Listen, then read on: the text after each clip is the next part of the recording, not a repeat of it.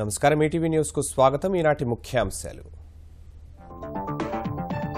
రిజర్వేషన్ల పెంపు బిల్లుకు తెలంగాణ శాసనసభ ఆమోదముద్ర. బీసీఈ కోటాలో ముస్లింలకు 12%, 10% పెరగనున్న ఎస్టీ కోటా.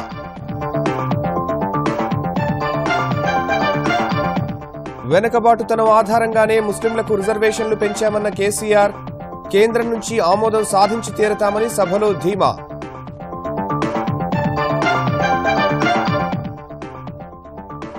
ముస్లింలు గిరిజనులకు కోటా పెంచలేకపోతే ఓట్లడగరాదన్న కాంగ్రెస్. మతపరమైన రిజర్వేషన్లు రాజ్యాంగ స్ఫూర్తికి విరుద్ధమన్న కమలదళం. మిర్చి పంటకు అదనపు ధర చెల్లించేందుకు ఏపీ సర్కార్ ఏర్పాట్లు. ఈ నెల 20 నుంచి గుంటూరు మార్కెట్ యార్డ్లో కొనుగోళ్లు.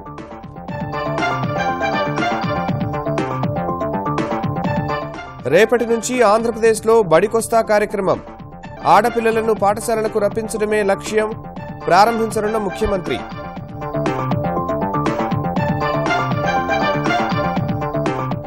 తెలంగాణలో ఇంటర్ ఫలితాల వెల్లడి. గత ఏడాదితో పోలిస్తే పెరిగిన ఉత్తీర్ణత.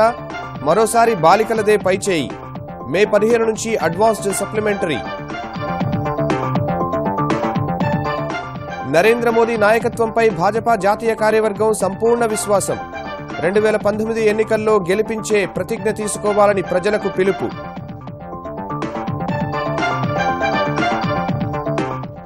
Singapore open badminton super series విజేత సాయి ప్రణీత్.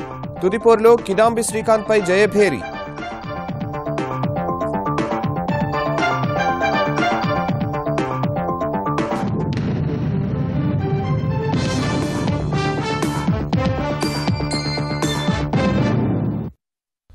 తెలంగాణలో బీసీ ఎస్టీ రిజర్వేషన్ల పెంపు బిల్లుకు శాసనసభ ఆమోదముద్ర వేసింది. బీసీఈ కోటాలో ముస్లింలకు మొత్తం 12%, గిరిజనులకు మొత్తం 10% రిజర్వేషన్ల పెంపునకు పచ్చజెండా ఊపింది. ముస్లింలకు మతం పేరిట రిజర్వేషన్లు కల్పించరాదనే వాదన సరికాదన్న ముఖ్యమంత్రి కేసీఆర్, బిల్లుకు కేంద్రం నుంచి ఆమోదం పొందేందుకు సర్వశక్తులు ఒడ్డుతామని స్పష్టం చేశారు. తమిళనాడు సహా పలు రాష్ట్రాల్లో అమలయ్యే విధానాన్నే తాము అనుసరిస్తున్నామని చెప్పిన కేసీఆర్, అవసరమైతే సుప్రీంకోర్టు తలుపు తడతామని తేల్చి చెప్పారు. బిల్లు న్యాయపరంగా నిలవబోదన్న విపక్షాల వాదనను తోసిపుచ్చారు.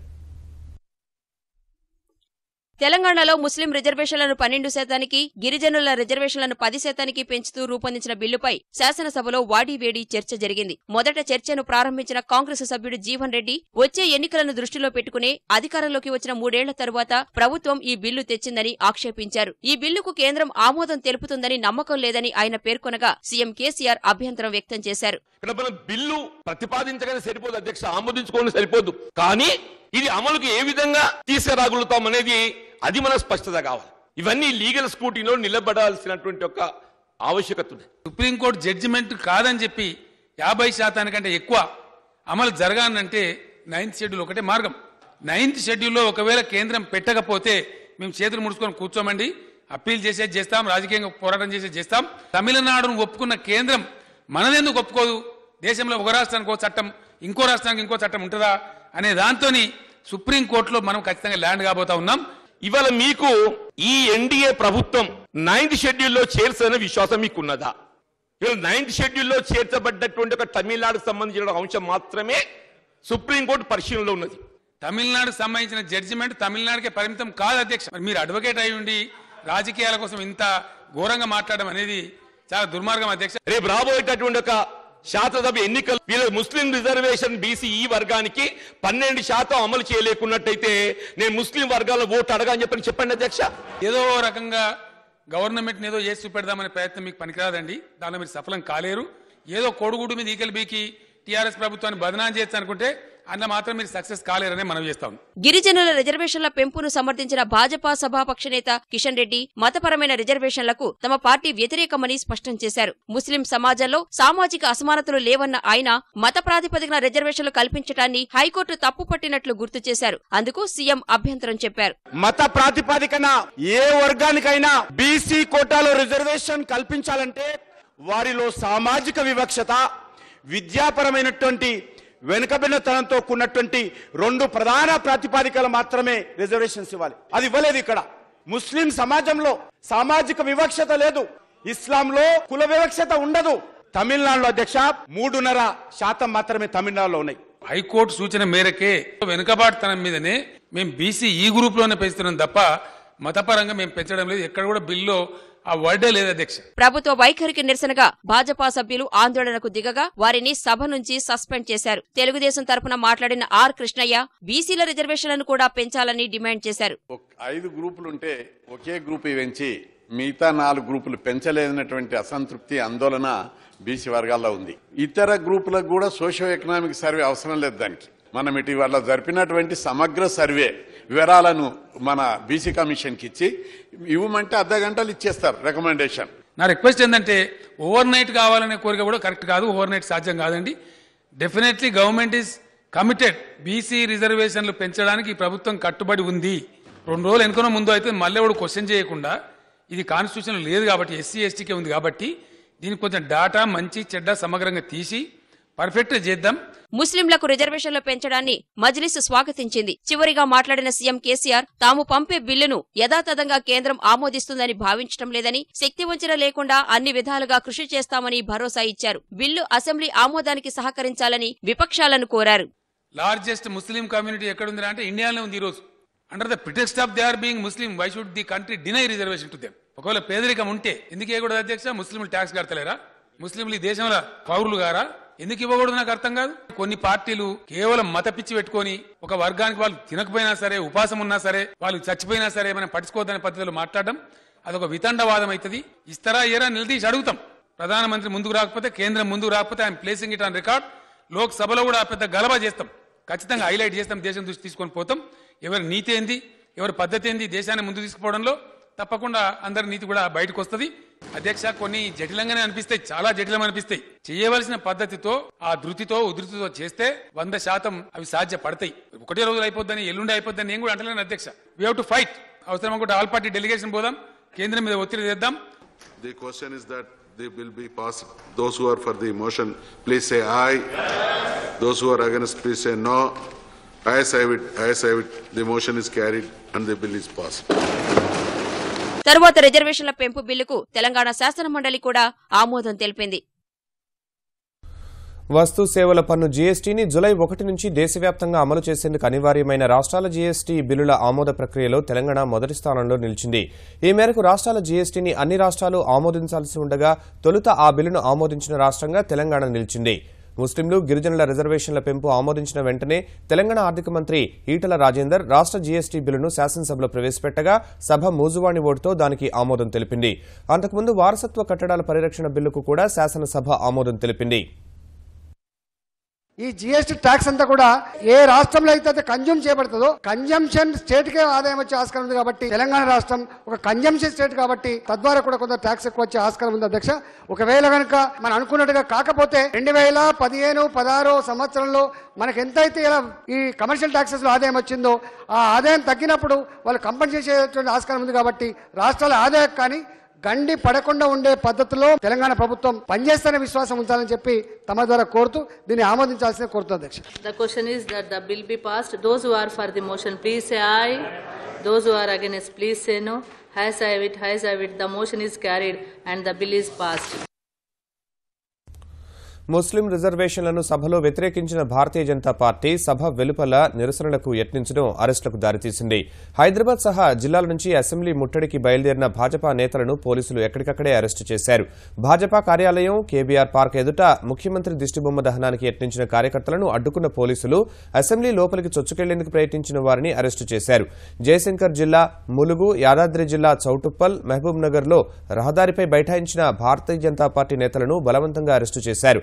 కరీంనగర్ తెలంగాణ చౌక్లో బీజేవైఎం కార్యకర్త శివారెడ్డి పెట్రోల్ పోసుకుని ఆత్మహత్యా యత్నం చేయగా మంత్రి ఈటల రాజేందర్ ఇంటి ముట్టడికి యత్నించిన కొందరిని అరెస్టు చేశారు.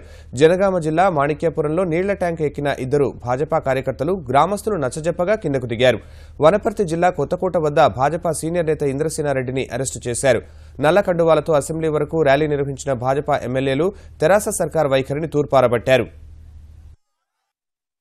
కేంద్రం జోక్యం అవసరం లేకుండా ఉన్న వర్గాలను అదనంగా శాతాన్ని పెంచుకునే అవకాశం దాన్ని విస్మరించి ఇవాళ కేంద్రం మీద నెపం పెట్టే ఏదైతే కుట్ర బన్నుతున్నారో నిజంగా చిత్తశుద్ధి ఉంటే యథావిధిగా 9% వెంటనే ఉన్నతి వర్గాలకు రిజర్వేషన్లు పెంచండి ఎస్టీలలో. ఎంఐఎం యొక్క ఒత్తిడికి లొంగిపోయి ఈ ప్రభుత్వం యొక్క రాజ్యాంగ విరుద్ధ చర్యల పట్ల మేము ప్రజాక్షేత్రంకి వెళ్తాం.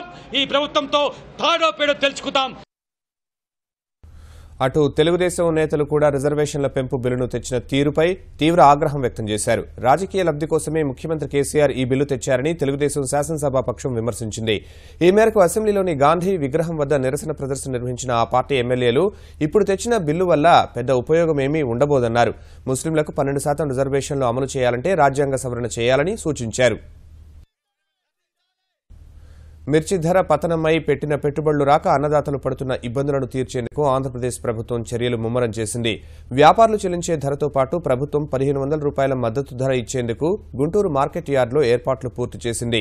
ఈ నెల 20 నుంచి ప్రారంభం కానున్న ప్రక్రియ జూన్ 30 వరకు కొనసాగనుంది. అదనపు ధర చెల్లించి గరిష్టంగా ఒక్కో రైతు నుంచి 20 క్వింటాళ్లు కొనుగోలు చేయాలని ప్రభుత్వం ఆదేశాలు జారీ చేసింది. 8,000 రూపాయలకి ఒక నిర్ణీతమైన ధరను ఇవ్వడం జరిగింది.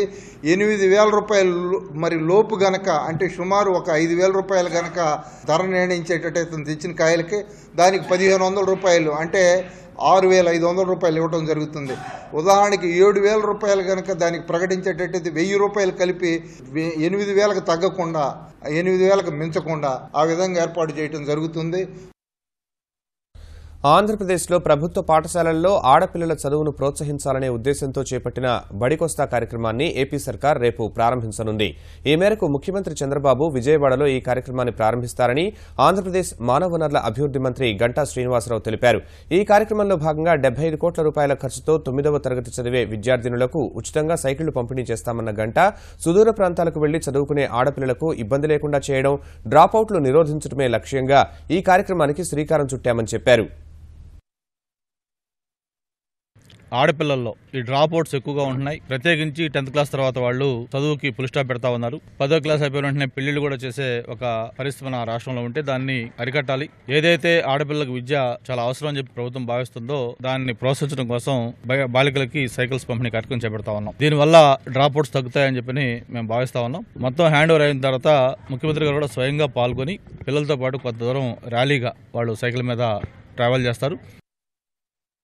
కాషాయ జెండాను శిఖరాగ్రానికి చేర్చే వరకు అవిశ్రాంతంగా పనిచేయాలని భాజపా జాతీయ కార్యవర్గ సమావేశంలో కమలనాథులు నిర్ణయించారు. 2019లోనూ మోదీని తిరిగి అధికారంలోకి తెచ్చేందుకు దేశ ప్రజలంతా ప్రతిజ్ఞ తీసుకోవాలని పిలుపునిచ్చారు. మోదీ పట్ల ప్రజల్లో పూర్తి విశ్వాసం పాదుకుందని విశ్లేషించిన నేతలు 5 రాష్ట్రాల ఎన్నికలే ఇందుకు ఉదాహరణ అని అభిప్రాయపడ్డారు. ప్రజలకు ఎంతో మేలు చేసే సంక్షేమ కార్యక్రమాలైన ఆరోగ్య బీమా, ముద్ర రుణాలు, జన్ధన్ ఖాతాలు, ద్రవ్యోల్బణం తగ్గించే జీఎస్టీ వంటి అద్భుతమైన సంస్కరణలు, కార్యక్రమాలు కొనసాగాలంటే మోదీని తిరిగి అధికారంలోకి తెచ్చేందుకు ప్రజలు ముందుకు రావాలని భాజపా పిలుపునిచ్చింది.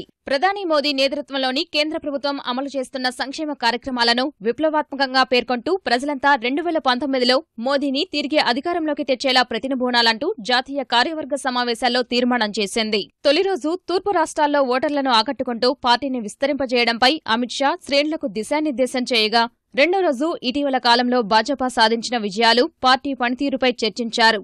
సాధించిన విజయాలతో సంతృప్తిపడి విశ్రాంతి తీసుకోరాదని నేతలకు సూచించిన ప్రధాని మోదీ ఎట్టి పరిస్థితుల్లో అలసత్వం దరిచేరనివ్వద్దన్నారు. మౌనంగా ఉంటూనే పార్టీ కోసం అధికంగా కష్టపడాలని సూచించారు. నూతన భారత్ విధానంతో ముందుకు సాగాలన్న మోదీ ఇందుకు వేగంగా ముందుకు కదలాలన్నారు. ఓటమికి ఈవీఎంలు నెపంగా చూపరాదంటూ విపక్షాల తీరును ఎద్దేవా చేశారు. ట్రిపుల్ తలాక్ పేరుతో ముస్లిం మహిళలకు ఎలాంటి అన్యాయం జరగరాదన్న మోదీ ఈ విషయంలో సమాజం వారికి అండగా నిలవాలని సూచించారు. जनधन, वनधन और जलधन, और जनधन में जो गरीब व्यक्ति का विकास, उन्होंने कहा कि ऐसा देश बनाना है जहां सोशल इक्वेलिटी होगी और इकोनॉमिक इक्वेलिटी होगी। वनधन का संबंध ट्राइबल्स के साथ, और ये वन में रहने वाले जो हमारे वनवासी बंधु हैं, इनका भी विकास होना चाहिए और पर्यावरण का रक्षण होना चाहिए। और इसका तीसरा पार्ट था जलधन। दौड़ने वाले पानी को चलने के लिए लगाओ, चलने वाले पानी को रोकने के लिए लगाओ, रुके हुए पानी को जमीन को पीने के लिए लगाओ, और समुद्र में जो 70% पानी जाता है उसको रोककर हम लोग जलधन को विकसित करके सिंचाई को बढ़ाएं। ఈ సందర్భంగా బీసీ కమిషన్కు రాజ్యాంగ భద్రత కల్పిస్తూ నిర్ణయం తీసుకున్న మోదీని అభినందిస్తూ కార్యవర్గ సమావేశంలో తీర్మానం చేశారు. ఆ బిల్లుకు కాంగ్రెస్ మోకాలు అడ్డడంపైన అభ్యంతరం వ్యక్తం చేశారు. प्रधानमंत्री जी को कुछ महीने पहले ओबीसी के सभी सांसद सभी पार्टियों के मिले थे। उसमें कांग्रेस के भी थे, कम्युनिस्ट भी थे, सपा के थे, बीएसपी के थे, सभी थे। और सबने ये कहा कि आप ये पहल करिए मोदी जी, हम आपको साथ देंगे। लेकिन जब प्रत्यक्ष बिल आया, मंत्रिमंडल ने फैसला किया, लोकसभा ने पास किया, तो राज्यसभा में इन्होंने अटकाया है। So this is in a way classic example of how they used to preach one thing and practice other thing. కేంద్ర పథకాల అమలు, 5 రాష్ట్రాల ఎన్నికలు, మహారాష్ట్ర, ఒడిశాలో జరిగిన స్థానిక సంస్థల ఎన్నికల్లో కమలదళం సాధించిన ప్రగతిని కార్యవర్గ సమావేశంలో విశ్లేషించారు. తదుపరి జాతీయ కార్యవర్గ సమావేశాలను జూలై 15, 16 తేదీల్లో విశాఖలో జరపాలని భాజపా నిర్ణయించింది. 2 రోజుల గుజరాత్ పర్యటనకు వచ్చిన ప్రధాని నరేంద్ర మోదీకి సూరత్లో భాజపా కార్యకర్తలు ఘన స్వాగతం పలికారు. భువనేశ్వర్లో భాజపా జాతీయ కార్యవర్గ సమావేశాలు ముగిసిన తరువాత సూరత్ చేరుకున్న ఆయన కోసం గిన్నిస్లో చోటు దక్కించుకునే ప్రయత్నంలో భాగంగా 12,000 మీటర్ల చీరతో స్వాగత తోరణం ఏర్పాటు చేశారు. సూరత్ విమానాశ్రయం నుంచి సర్క్యూట్ హౌస్ వరకు 12 కిలోమీటర్లు రహదారి పక్కన కట్టిన ఈ చీరపై ప్రధాని చేపట్టిన అభివృద్ది కార్యక్రమాలు, పథకాలకు సంబంధించిన చిత్రాలను ముద్రించారు. రేపు సూరత్, దాద్రా నాగర్ హవేలీలో పర్యటించనున్న ప్రధానమంత్రి సూరత్లో వివిధ అభివృద్ది కార్యక్రమాలను ప్రారంభించడం సహా శంకుస్థాపనలు చేయనున్నారు.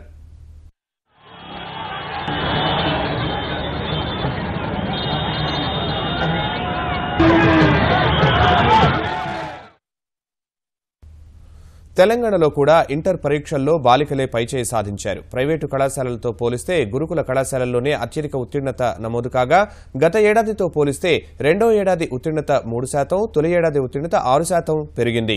ప్రథమ, ద్వితీయ సంవత్సరం ఫలితాల్లో మేడ్చల్ జిల్లా అగ్రస్థానంలో నిలిస్తే మహబూబాబాద్ అట్టడుగున ఉంది. ఈ పరీక్షల్లో ఉత్తీర్ణులు కాలేకపోయిన వారి కోసం మే 15 నుంచి అడ్వాన్స్డ్ సప్లిమెంటరీ పరీక్షలు ఉంటాయని ఇంటర్ బోర్డు వెల్లడించింది. తెలంగాణలో మార్చి నెలలో నిర్వహించిన ఇంటర్ ప్రథమ, ద్వితీయ సంవత్సర పరీక్షల ఫలితాలను ఉప ముఖ్యమంత్రి కడియం శ్రీహరి వెల్లడించారు. ప్రథమ, ద్వితీయ సంవత్సరాల ఫలితాల్లో బాలికలే పైచేయి సాధించగా, రెండో పరీక్షకు 4,14,213 మంది హాజరైతే 66.45% అంటే 2,75,273 మంది ఉత్తీర్ణత సాధించారు. బాలికలు 66% ఉత్తీర్ణత సాధిస్తే మొత్తం 53% మందికి ఏ గ్రేడ్ దక్కింది. మొదటి ఏడాది పరీక్షలకు 4,75,874 మంది హాజరైతే వారిలో 57% అంటే 2,70,738 మంది ఉత్తీర్ణులయ్యారు. బాలికలు 63% మంది ఉత్తీర్ణత సాధిస్తే బాలురు 51% మంది ఉత్తీర్ణులయ్యారు. మొత్తం ఉత్తీర్ణుల్లో 50% ఏ గ్రేడ్ సాధించినట్లు ఫలితాలు వెల్లడించిన తర్వాత మంత్రి కడియం తెలిపారు. ఈసారి ప్రభుత్వ ఆధ్వర్యంలోని కళాశాలలు మెరుగైన ఫలితాలు సాధించినట్టు ఆయన వివరించారు. గవర్నమెంట్ జూనియర్ కాలేజ్ సంబంధించి ఫస్ట్ ఇయర్ 47% వచ్చింది, సెకండ్ ఇయర్ 65% వచ్చింది. ట్రైబల్ వెల్ఫేర్ రెసిడెన్షియల్ స్కూల్స్ లో ఫస్ట్ ఇయర్ 76% వచ్చింది,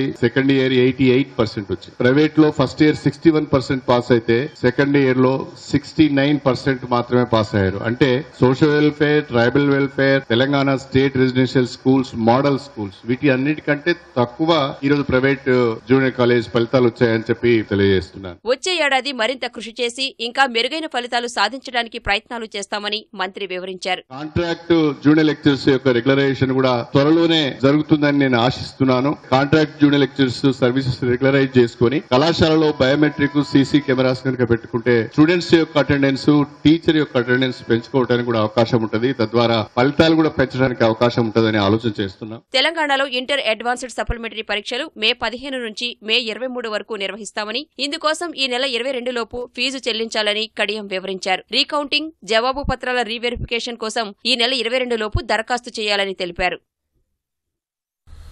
తెలుగుదేశంలోని 2 వర్గాలు పట్టుదలకు పోవడంతో తీవ్ర ఉద్రిక్తతకు దారితీసిన ప్రొద్దుటూరు పురపాలక చైర్మన్ ఎన్నిక మరోసారి వాయిదా పడింది. ఈ పదవిని ప్రత్యర్థి వర్గానికి దక్కకుండా చేసేందుకు లింగారెడ్డి, వరరాజులరెడ్డి వర్గీయులు చేసిన ప్రయత్నాలు చివరకు రెండోసారి ఎన్నిక వాయిదా పడేందుకు కారణమయ్యాయి. ఇరు వర్గాల మధ్య ఘర్షణతో నిన్న వాయిదా పడిన ఎన్నిక ప్రక్రియ పూర్తి చేసేందుకు రిటర్నింగ్ అధికారి, జాయింట్ కలెక్టర్ 40 మంది కౌన్సిలర్లను ఆహ్వానించారు.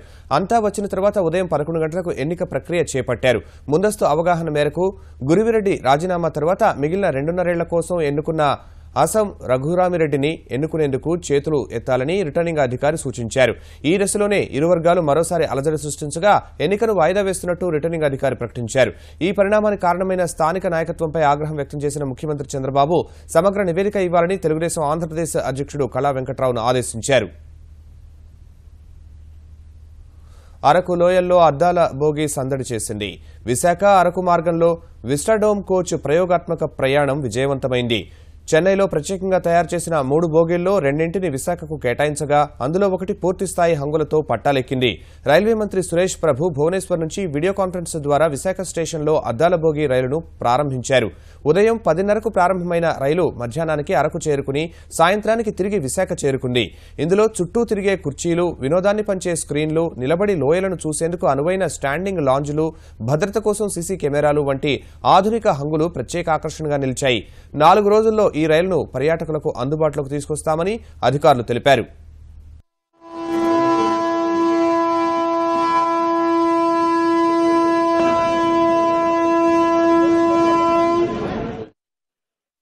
అమెరికాతో తాడోపేడో తేల్చుకుంటామని సంకేతాలిస్తూ నిన్న భారీ సైనిక ప్రదర్శన నిర్వహించిన ఉత్తర కొరియాలో ఇవాళ నిర్వహించిన క్షిపణి పరీక్ష విఫలమైంది. ఈ ఉదయం సిన్పో ప్రాంతంలో ఉత్తర కొరియా నిర్వహించిన క్షిపణి పరీక్ష విఫలమైందని దక్షిణ కొరియా రక్షణ మంత్రిత్వ శాఖ ప్రకటించింది. పసిఫిక్ సముద్రంలో అమెరికా తన విమాన వాహక నౌకను మోహరించినప్పటికీ కొరియా ఈ క్షిపణి పరీక్షను చేపట్టింది. ఉత్తర కొరియా క్షిపణి పరీక్షను ధృవీకరించిన అమెరికా రక్షణ శాఖ ప్రయోగించిన వెంటనే క్షిపణి పేలిపోయిందని వెల్లడించింది. పసిఫిక్ ప్రాంతంలోని తమ మిత్ర దేశాల రక్షణకు అన్ని చర్యలు తీసుకుంటున్నట్లు ప్రకటించిన అమెరికా పసిఫిక్ కమాండ్ పరిస్థితిని నిశితంగా గమనిస్తున్నట్లు వివరించింది. 4 కోట్ల మందికి పైగా ఖాతాదారులకు లబ్ది చేకూర్చే 2016-17 ఆర్థిక సంవత్సరానికి ఉద్యోగుల భవిష్య నిధి సొమ్ముపై 8.65% వడ్డీ చెల్లించేందుకు కేంద్ర ఆర్థిక శాఖ ఎట్టకేలకు అంగీకరించింది. గత ఏడాది డిసెంబర్లో ఈపీఎఫ్ఓ ట్రస్టీల బోర్డు తీసుకున్న నిర్ణయం మేరకు కార్మిక శాఖ సమర్పించిన ప్రతిపాదనపై తర్జన భర్జనల తర్వాత ఆర్థిక శాఖ ఈ మేరకు ఆమోదం తెలిపింది. అయితే 8.65% వడ్డీ చెల్లించినా నిధుల లోటు రాకుండా చూసుకోవాలని షరతు విధించింది. గుర్తు తెలియని వ్యక్తులు విమానాన్ని హైజాక్ చేయొచ్చన్న సమాచారంపై అప్రమత్తమైన అధికారులు హైదరాబాద్ సహా దేశంలోని ప్రధాన విమానాశ్రయాల్లో భద్రతను కట్టుదిట్టం చేశారు. హైదరాబాద్, చెన్నై, ముంబై విమానాశ్రయాల నుంచి రాకపోకలు సాగించే విమానం హైజాక్కు గురయ్యే ప్రమాదముందని హెచ్చరిస్తూ ముంబై పోలీసులకు రాత్రి ఓ ఈమెయిల్ వచ్చింది. హైజాక్ కుట్ర గురించి 6 యువకులు మాట్లాడుకుంటుంటే తాను విన్నానని ఈమెయిల్ పంపిన ముంబై మహిళ వెల్లడించింది. ఆ ఈమెయిల్ను ముంబై పోలీసులు దేశంలోని భద్రతా సంస్థలు, నిఘా సంస్థలకు పంపగా అధికారులు అప్రమత్తమయ్యారు. ప్రధాన విమానాశ్రయాల్లో గణతంత్ర దినోత్సవం, స్వతంత్ర దినోత్సవం సమయాల్లో కల్పించే స్థాయిలో భద్రతను పటిష్టం చేశారు. లోపలకు వచ్చే వారిని అణువణువునా తనిఖీ చేస్తున్నారు. ఈమెయిల్ పంపిన వ్యక్తిని గురించి నేరుగా మాట్లాడేందుకు ప్రయత్నిస్తున్నారు. సింగపూర్ ఓపెన్ టైటిల్ను తెలుగు కుర్రాడు సాయి ప్రణీత్ గెలుచుకున్నాడు. సహచర తెలుగు ఆటగాడైన కిదాంబి శ్రీకాంత్తో ఇవాళ జరిగిన ఫైనల్స్లో ప్రణీత్ ఘన విజయం సొంతం చేసుకున్నాడు. మొత్తం 55 నిమిషాలు జరిగిన తుది పోరులో తొలి సెట్ను 17-21 తేడాతో శ్రీకాంత్కు సమర్పించుకున్న ప్రణీత్ ఆ తర్వాత పుంజుకున్నాడు. 21-17, 21-12 తేడాతో చివరి 2 సెట్లను అలవోకగా గెలుచుకున్న సాయి ప్రణీత్ సింగపూర్ ఓపెన్ విజేతగా ఆవిర్భవించాడు. తద్వారా తొలిసారి సూపర్ సిరీస్ గెలుచుకున్నాడు.